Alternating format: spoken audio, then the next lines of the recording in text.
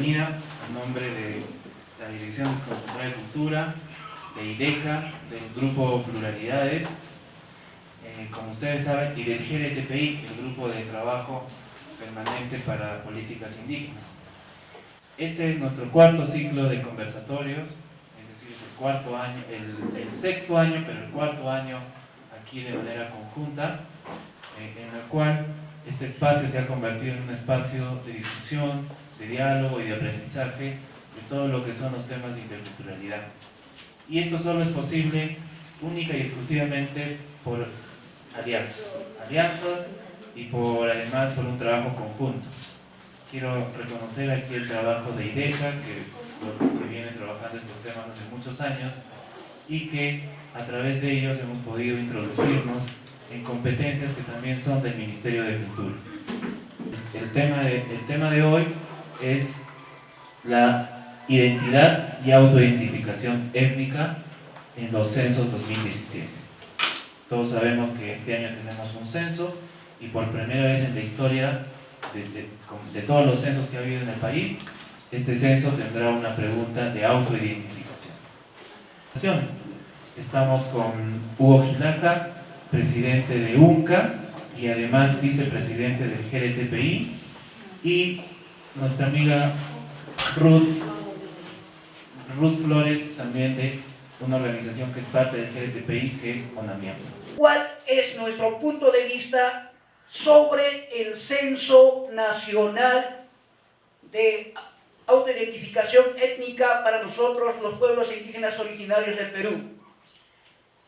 Para nosotros, el censo que se nos avecina es el 12º de población, 7ª de vivienda y 3ª de comunidades indígenas o originarios del Perú.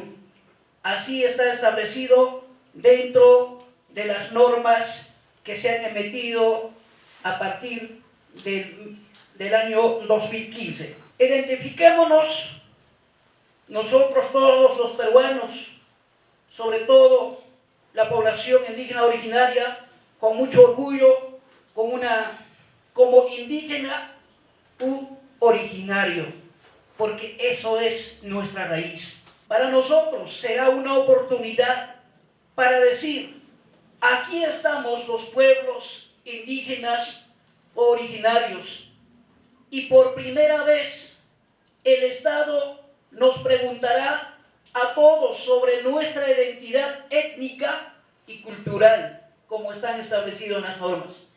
A partir del reconocimiento de nuestras costumbres y antepasados, podemos responder que somos quechuas los que tenemos esta identidad lingüística quechua.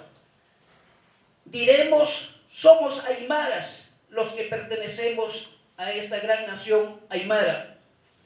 Podemos decir otros, de repente somos huancas, chipivos, esto en la Amazonía. También podemos algunos decir que somos afros, o podemos decir que pertenecemos a otras etnias. En ese sentido, saber cuántos y quiénes somos, esto nos permitirá exigir el reconocimiento de nuestros derechos colectivos, así como las políticas públicas que atienden realmente nuestras necesidades y expectativas. Ahora, las organizaciones indígenas originarias valoramos el proceso censal, pues con una información estadística podemos exigir el respeto de los derechos colectivos, como por ejemplo la consulta previa, el derecho al territorio, el derecho a la autodeterminación, así también a las políticas interculturales que respeten nuestra diversidad y formas de vida. Tenemos una riqueza, una diversidad cultural. Entonces, ahora sí, la pregunta número 25, creo, en la cédula censal, va a ser importante. La pregunta de autoidentificación dice: por sus costumbres y sus antepasados, ¿usted se siente o se considera quechua, aymara, nativo o indígena de la Amazonía, especifique. Entonces aquí, los que somos aymara hablantes, diremos que somos aymaras. Los que somos quechua hablantes, diremos que somos quechuas. De esa manera nosotros nos identificamos, pero nosotros los aymaras y sobre todo la población indígena originaria de la región de Puno, nos encontramos preocupados en este tema. Porque nosotros, los mayores, sí somos originarios con nuestra propia lengua originaria, pero nuestros hijos ya no tienen, digamos, esa identidad lingüística, más están hablando el castellano. Ya no se está hablando ninguna de las lenguas originarias en la mayoría de los casos. Entienden, pero ya no hablan. ¿Qué está pasando? Nos estamos autoeliminando, nos estamos discriminando nosotros mismos. ¿Quién hablará mañana más tarde si nosotros vamos a desaparecer? Esto sí es una preocupación y que valga para reflexionar. Nosotros los padres hemos prohibido a nuestros hijos a que tengan que expresarse libremente en una lengua indígena originaria. ¿Pero por qué lo hemos prohibido? Por muchas razones. Porque generalmente hemos sufrido por muchísimos años la discriminación. Hemos sido objetos de maltrato. Hemos sido calificados como personas violentistas, tal vez, de culturas bajas. Hasta en un momento nos dijeron que somos indios, que somos una manada de indios. Reconocemos nuestra identidad a partir de dos criterios. Primero, los usos y costumbres que conservamos total o parcialmente nos permitirá primero hablar en lenguas originarias, reproducir prácticas ancestrales agropecuarias.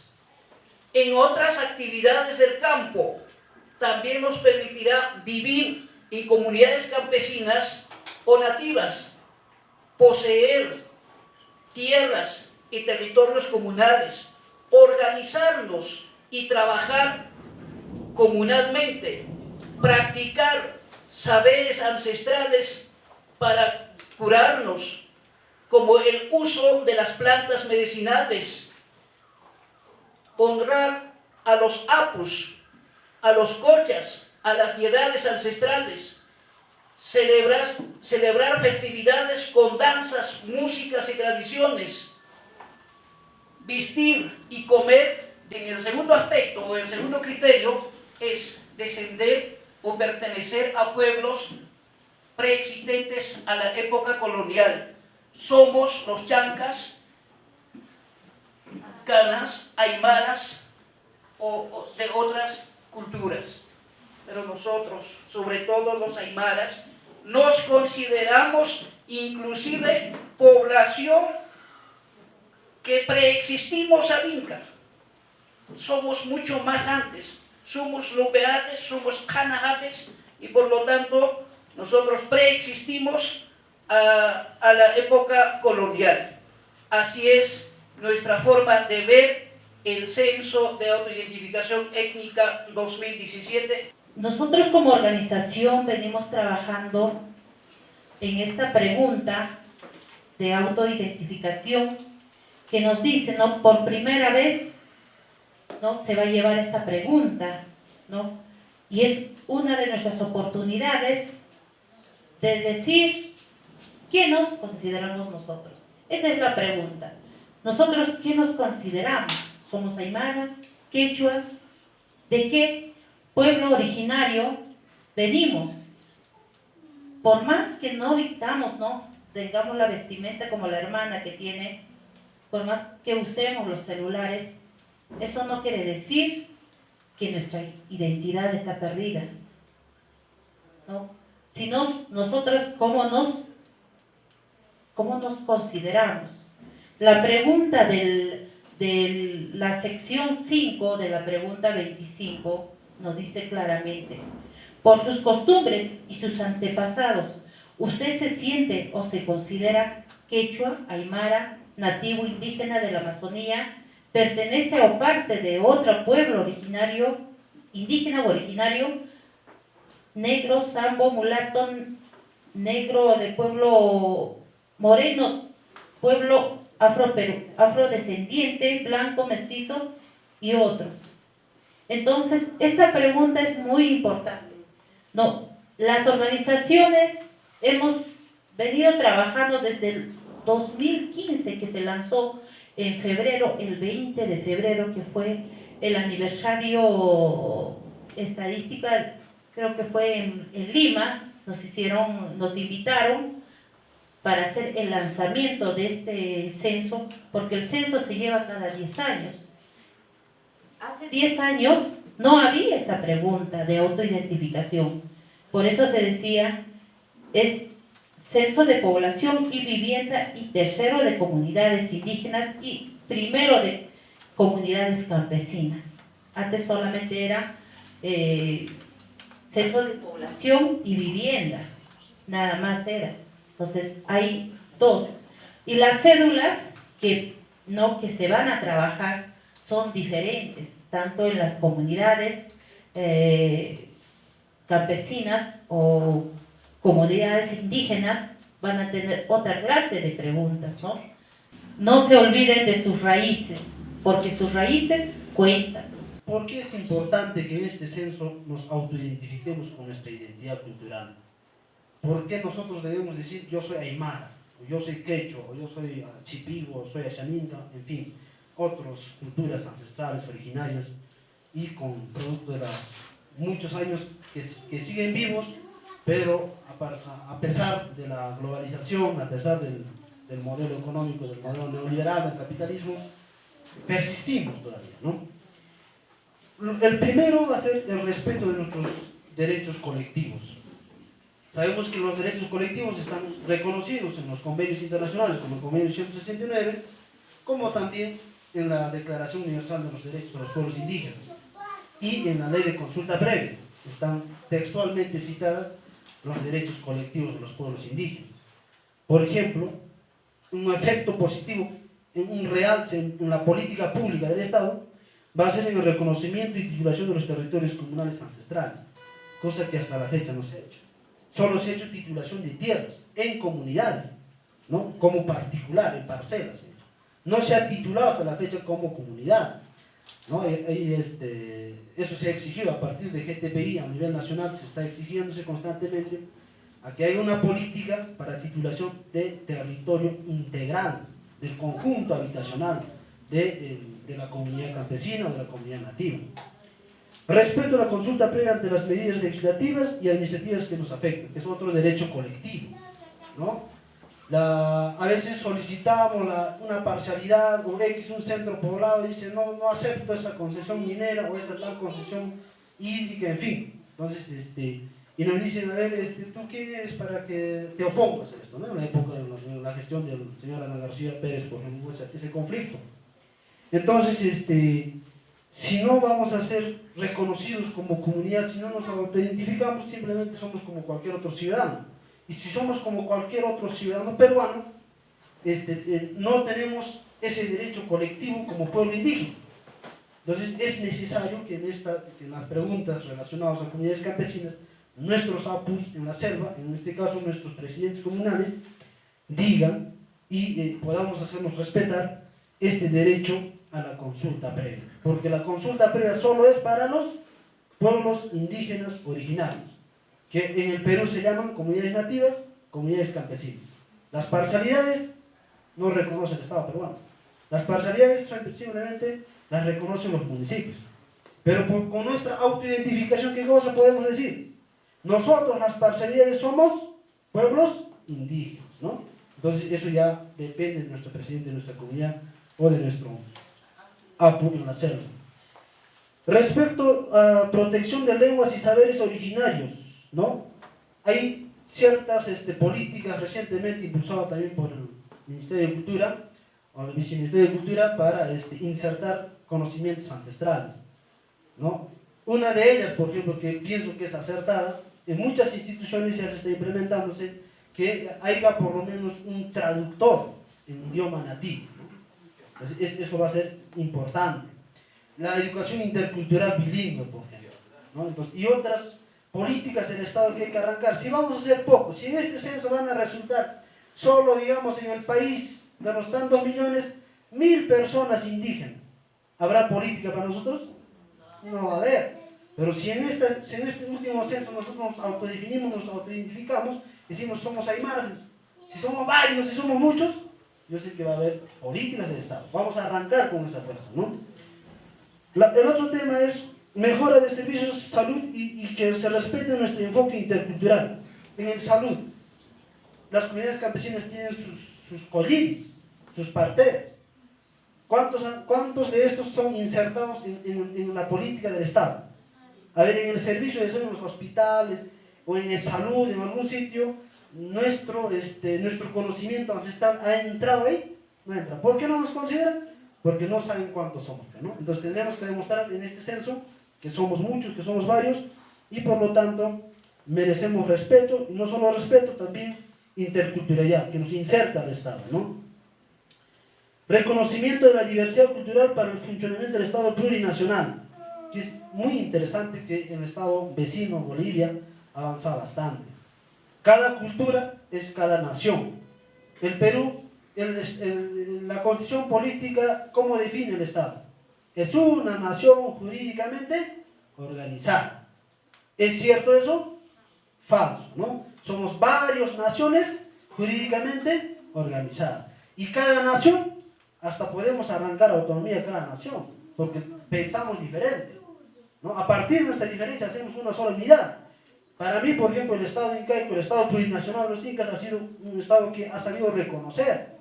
En el templo de Sacsayhuamán, por ejemplo, han insertado, han recogido los dioses de Tiahuanaco, acá al templo, los dioses de Chimu, acá, los dioses de Chancas, acá. ¿Qué cosa hemos hecho? Nos hemos integrado. Ahora el Estado peruano nos integra a los aymaras, a los quechuas, a los chipúes, a las xenicas, nos olvida. Reducción y desaparición de brechas económicas y sociales. Las economías de los pueblos indígenas tampoco se respetan. La mayoría de los pueblos indígenas originarios, comunidades campesinas nativas, vivimos con agricultura y ganadería. ¿Cuánto del presupuesto nacional de nuestro Producto Bruto Interno se invierte en el Estado peruano? A lo mínimo. O sea, la gente de los pueblos indígenas, su economía, sus formas, actividades tradicionales están siendo olvidadas. Entonces, es por eso que pensamos, o sea, también en política, por ejemplo, ahora hay cota indígena, ¿no? De acuerdo, dice a la población, pero no se respeta bien. ¿Por qué? Porque en los censos anteriores no había pues estas preguntas, o sea, no sabían cuántos somos los indígenas. Entonces, a través de ustedes también, a través de los directivos de algunas organizaciones indígenas originarias, a través de los estudiantes, jóvenes antropólogos, que tenemos autoidentificación, que tenemos identidad cultural, difundamos esas preguntas y que respondamos con acierto. Quiero tal vez brevemente relatar una experiencia muy bonita que me puso en un momento de reflexión. En Lambayeque visitamos al pueblo Saña, donde radican nuestros hermanos afroperuanos. Cuando llegamos, presentaron una danza de los negritos, la danza tondero, que es una danza propia de ellos. Entonces, en los integrantes yo vi parejas jóvenes de piel blanca, de cabellos rubios, casi de ojos azules, que bailaron con toda su emoción y son los que daban mayor movimiento a la danza. Terminó la danza, nos tomamos unas fotos, casualmente estuvo a mi costado. Yo le dije, señorita, ¿le gusta la danza? Claro que sí, no solo me gusta, sino que lo vivo, porque es mi danza. Y yo le dije, ¿cómo es que esta danza es de los afros? Usted no es de piel negra. No, señor, usted está equivocado. Habré perdido el color de mi piel, de mis cabellos, pero por mi sangre sigue corriendo la sangre negra. Caballero, para tu conocimiento, soy de raza negra y soy negra. Es eso. que me llamen con cualquier nombre, sigo siendo indígena, sigo siendo originario, porque por mis venas corre esa sangre. Nos dice, ¿cuál es el idioma o lengua materna con el que aprendió a hablar, ¿no?, en su niñez? Acá también tenemos un grave problema. ¿Qué nos dice? ¿Cuál es la primera palabra? No nos dice mamá. Nuestros hijos, ¿qué dicen? ¿Qué nos dicen? ¿Taiga? ¿O qué nos dicen? Mamá. ¿Y mamá qué es? Castellano. Ese es el problema también. Hay preguntas, mira, como esa, nos cierra. O sea, no te deja otra opción. Pero esta pregunta, ¿no?, que hemos estado luchando varias reuniones, nos dice por sus costumbres y sus antepasados, ¿usted se siente o se considera? Bien claro, dice hermano. Y yo le pregunto, ¿usted se considera quechua? ¡Qué bien, hermano! Esa es su identificación de usted. Yo me siento aymara. Esa es mi identificación. Si en las comunidades, claro que sí, vamos a responder que sí somos aymaras, que sí somos quechuas. Pero ¿qué hay? Ahí va en contra de este censo. ¿Qué hay de una realidad en las ciudades? Hay muchos jóvenes, muchas señoritas, no sé cómo podría expresarles, pero no van a poder responder, a pesar de que son sus padres, ¿no es cierto?, aymaras o quechuas, a pesar de que les voy a explicar, pero la verdad no sé si está, digamos, garantizada una autoidentificación mayormente de los jóvenes. Es la gran preocupación, y ustedes mismos lo dijeron, parece que nos quieren desaparecer. Obviamente, el contra podría ser de que, a ver si con estas respuestas recogidas, como va a ser una información, ¿no es cierto?, que lo van a tomar en cuenta para políticas públicas inclusive, entonces ahí va el contra, sigue eso, vamos. No sé qué tareas titánicas habría que hacer en esta semana, pocos días que nos quedan, ¿no? Y realmente por ahí va la preocupación. Con respecto al censo, se puede decir de que encontramos problemitas, ¿no?, o encontramos trampitas, mejor dicho, ¿no? El término sería correcto, trampitas, ¿no? Las preguntas no están muy concretas, que digamos, ¿no? Por el mismo hecho de que, según sus antepasados, ¿cómo se identifica usted? ¿Quechua, aymara, ashaninka, mestizo o blanco? Sabemos muy bien de que en las comunidades campesinas las personas mayores van a responder, obviamente, porque ellos tienen más identidad, ¿no? Van a responder que son quechuas o son aymaras. Pero el problema está con los jóvenes. Sabemos muy bien de que los jóvenes han migrado a las ciudades, y los jóvenes, digamos, de que han dejado ya todas las costumbres, casi, ¿no?, con el tema de la globalización, ¿no? Practican muy poco, se puede decir, las costumbres ancestrales. En el tema del idioma, de igual forma, ¿no? O sea, más que todos los jóvenes hoy en día están interesados en los idiomas extranjeros como el inglés, el alemán o el francés, ¿no? Entonces, lo que se debería de dar aquí a conocer es que, o sea, los jóvenes prácticamente en este tipo de preguntas ellos van a responder de que son mestizos, ¿no? Porque sabemos muy bien de que los jóvenes, el término indígena o el término indígena de sus padres es un término peyorativo, excluyente, ¿no? Antaño ha sido así. Entonces ellos van a decir, no, indígena, ¿por qué yo a mí? No, yo no soy indígena. ¿Por qué? Porque indígena es algo peyorativo, es algo excluyente, es algo discriminatorio. Entonces yo voy a responder que soy mestizo, así, ¿no? Entonces se puede decir de que el mestizaje es el camino a la desaparición de los pueblos originarios, ¿no? Rotundamente. O sea, el Estado ahorita lo que quiere es que la mayor cantidad de la población de pueblos originarios desaparezca. Y que diga, claro, y no haya consulta previa, para decir de que a través de que el Estado al momento de formular las políticas públicas diga, no, los pueblos originarios, los pueblos nativos existen en menor cantidad, por lo tanto no son una prioridad del Estado, ¿no? Lo que más existe en mayor porcentaje son los pueblos mestizos, o las personas mestizas que se identifican más. Entonces, a partir de ahí formulemos políticas públicas, y de esa manera, digamos, no haya consulta previa, no se pongan en práctica los convenios internacionales, los pactos internacionales. Pareciera de que con estas preguntas nos están queriendo evaluar dónde estamos, cómo estamos. En el censo del 2007, que se llevó el censo agrario, o 2012, pero del 2007 o 2012, ¿qué nos dice?